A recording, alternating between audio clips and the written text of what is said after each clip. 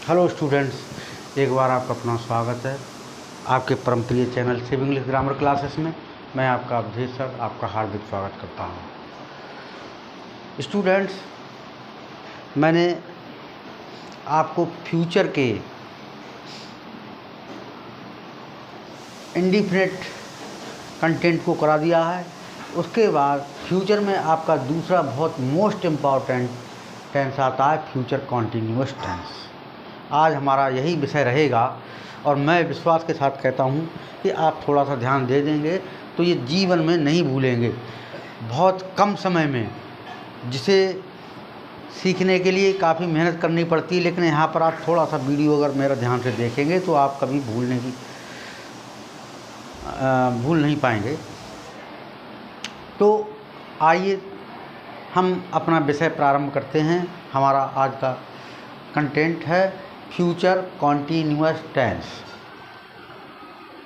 जैसे आपको मैंने प्रेजेंट कंटिन्यूअस बताया, पास्ट कंटिन्यूअस बताया, आज फ्यूचर कंटिन्यूअस के बारे में बता रहा हूँ। इसमें क्या दिया है? फ्यूचर।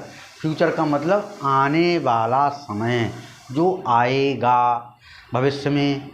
ठीक। कंटिन्यूअस, जो लगातार काम जारी रहता है, यानी कि जो भविष्य काल में यानी आने वाले समय में जो भी काम लगातार जारी रहे वो फ्यूचर कॉन्टिन्यूअस टेंस का वाक्य कहलाता है।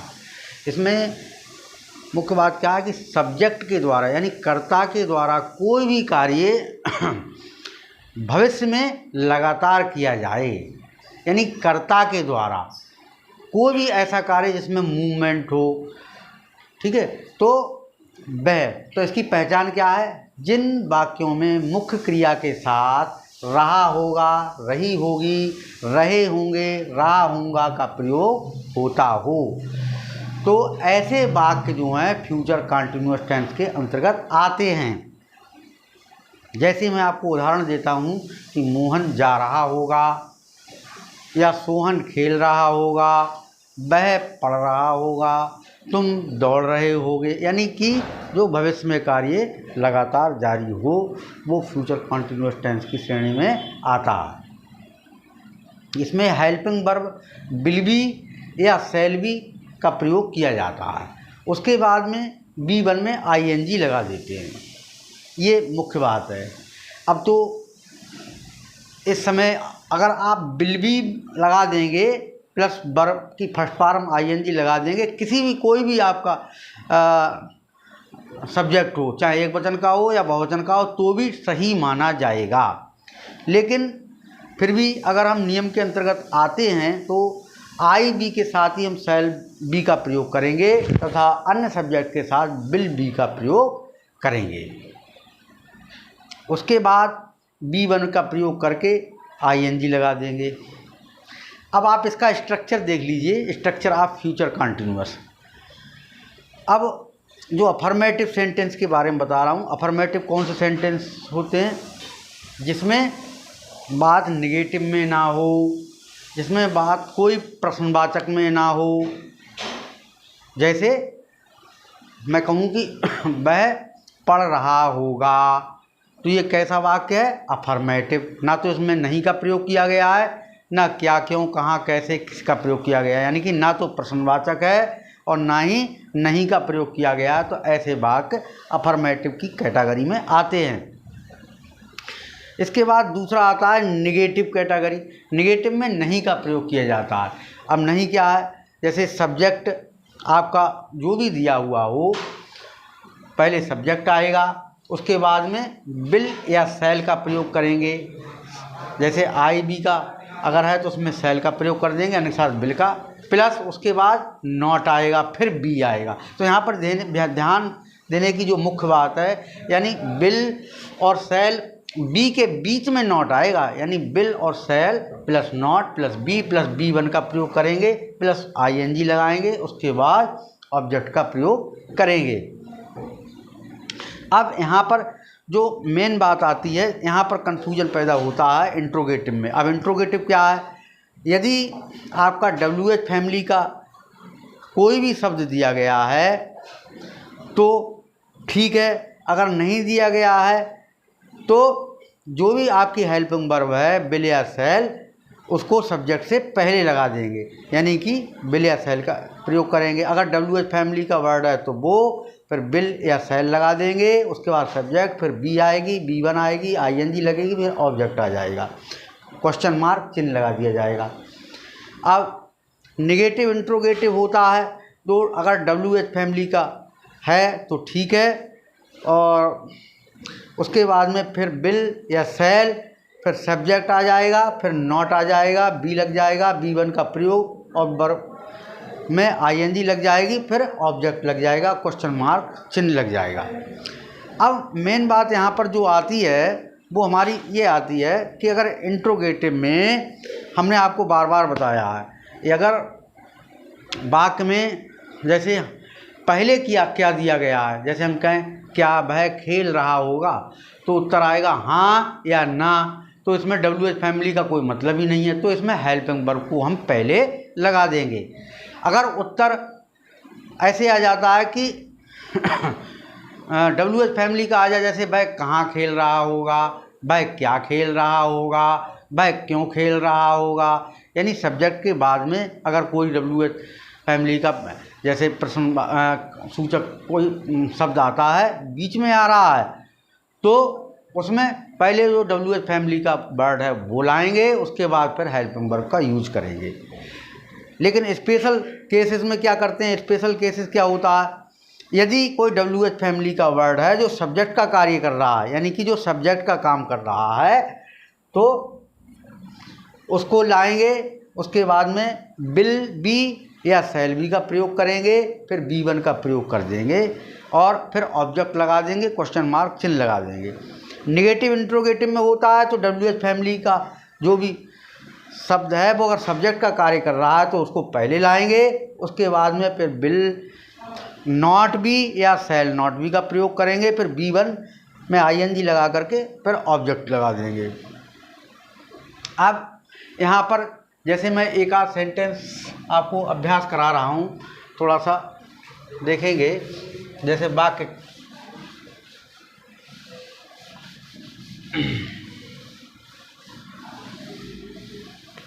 जैसे यहाँ पर एक अफर्मेटिव का ही सेंटेंस ले लेते हैं। मैं कहूँ कि राम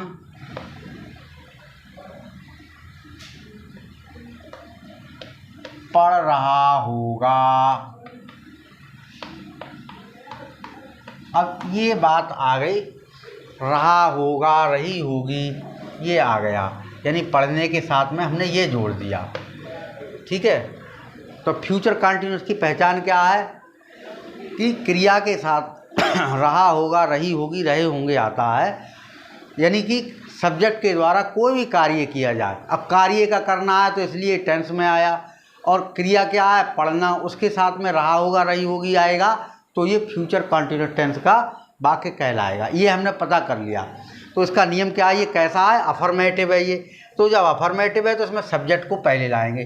सब्जेक्ट क्या है आपका, राम, फिर क्या हो जाएगा, विल बी। ठीक है, राम विल बी, फिर क्या है, क्रिया क्या है, पढ़ना, रीड, और उसके बाद क्या है, ING लगा देंगे वर्ब के फर्स्ट फॉर्म में, रीडिंग हो गया।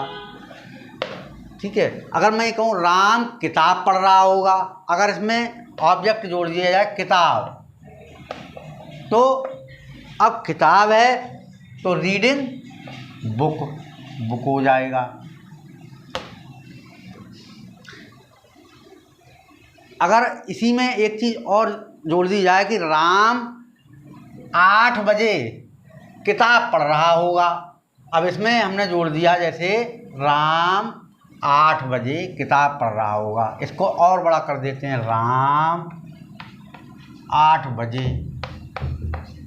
अब इसमें एक समय जो है वो फिक्स कर दिया कि 8 बजे पढ़ रहा होगा, तो राम विल बी रीडिंग, और कै बजे, तो टाइम दे दिया तो एट 8 o'clock। अब आपके माइंड में ये बात आए कि अरे इसमें तो समय दिया जा रहा है, तो इसमें और रहा होगा, रही होगी आ गया, तो कहीं ऐसा तो नहीं है कि ये परफेक्ट कंटिन्यूअस में आ जाए, नहीं, क्योंकि उसमें समय के साथ से दिया होता है कि राम 8 बजे से, अगर ये दिया होता तो आपका फ्यूचर परफेक्ट कंटिन्यूस में आता, लेकिन ये क्या है कि राम 8 बजे पढ़ रहा होगा, यानी समय के साथ से नहीं दिया गया है, तो इसीलिए ये आपका फ्यूचर कंटिन्यूस में आ गया। अगर दोस्तों यहाँ पर मैं ये कहूँ कि राम 8 बजे नहीं पढ़ रहा होगा, अगर नहीं जोड़ दिया तो अब नेगेटिव हो गया। नेगेटिव में क्या हो जाएगा, बिल और सेल के बाद नॉट लग जाएगा, तो जो बिल और या सेल है उसके बाद यहाँ पर नॉट आ जाएगा। फिर आपका ये बी दिया ही हुआ है, यानी कि will not be reading at 8 o'clock। अगर ये नहीं हटा दिया जाए और इसको पहले क्या लगा दिया जाए, यहाँ पर पहले अगर हमने क्या लगा दिया और यहाँ ये प्रश्नवाचक हो गया, अब ये कैसा हो गया, इंट्रोगेटिव हो गया। अब क्या करेंगे, अब जब पहले क्या आ गया तो उठा करके जो भी हेल्पिंग वर्ब है हमारी विल या सेल, उसको हम सब्जेक्ट से पहले ले आएंगे। अब सब्जेक्ट से पहले जब हम ले आएंगे तो ये विल हमारी पहले आ जाएगी और यहाँ पर ये विल दूर चली जाएगी। Will Ram be reading at 8 o'clock, यानी कि विल या सेल को सब्जेक्ट से हम पहले ले आएंगे, क्योंकि उत्तर हमारा पहले क्या आया है, क्या राम 8 बजे पढ़ रहा होगा, उत्तर यही तो आएगा, हाँ या ना। अगर हाँ या ना में आंसर आता है तो जो हमारी हेल्पिंग वर्ब है वो सब्जेक्ट से पहले आ जाती है, तो राम के साथ क्या लगाएंगे हम, बिल, तो ये बिल पहले आ गया। यदि अगर आपका WH फैमिली का शब्द है, अगर ये कहें कि राम 8 बजे क्या पढ़ रहा होगा, अब ये बीच में आ गया, क्या, जब बीच में आ गया तो क्या करेंगे, WH फैमिली जो भी है आपकी बीच में, तो उसको यूज करेंगे। अब ये क्या है, क्या, तो क्या कहेंगे, वाट। अब वाट के बाद क्या लगेगा आपका, ये हेल्पिंग वर्ब आ जाएगी, राम के साथ क्या आ जाएगी, विल, वाट विल, फिर सब्जेक्ट आ जाएगा, विल या सेल जो भी होता है उसके बाद सब्जेक्ट आ जाएगा। ये देख लीजिएगा, विल उसके बाद सब्जेक्ट आ गया और फिर आपकी बी आ गई, what will Ram be reading at 8 o'clock, Ram 8 बजे क्या पढ़ रहा होगा। अब ये आपका कैसा हो गया, प्रश्नवाचक हो गया, इंट्रोगेटिव हो गया। अब अगर इंट्रोगेटिव निगेटिव आ जाता है, निगेटिव इंट्रोगेटिव आ जाता है, जैसे राम 8 बजे क्यों नहीं पढ़ रहा होगा, अगर ये आ गया क्यों और इसमें नहीं भी जोड़ दिया तो आपका ये बदल गया, कैसा हो गया, ये निगेटिव इंट्रोगेटिव हो गया। तो ऐसे में हम क्या करेंगे, तो इसमें जो भी आपका WH फैमिली का वर्ड है वो आ गया, वाट, फिर आपका विल या सेल जो भी है वो आ जाएगा, राम आ गया और उसके बाद में नॉट आ जाएगा, what will Ram not be reading at 8 o'clock, यानी राम 8 बजे क्यों नहीं पढ़ रहा होगा, क्यों के लिए वाई कहते हैं, क्या लगाएंगे यहाँ, why, why will Ram not be reading at 8 o'clock, यानी कि ये कैसा सेंटेंस हो गया, ये निगेटिव इंट्रोगेटिव हो गया।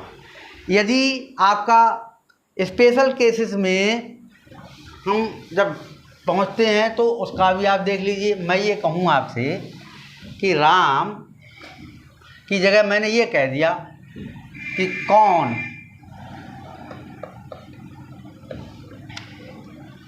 2 बजे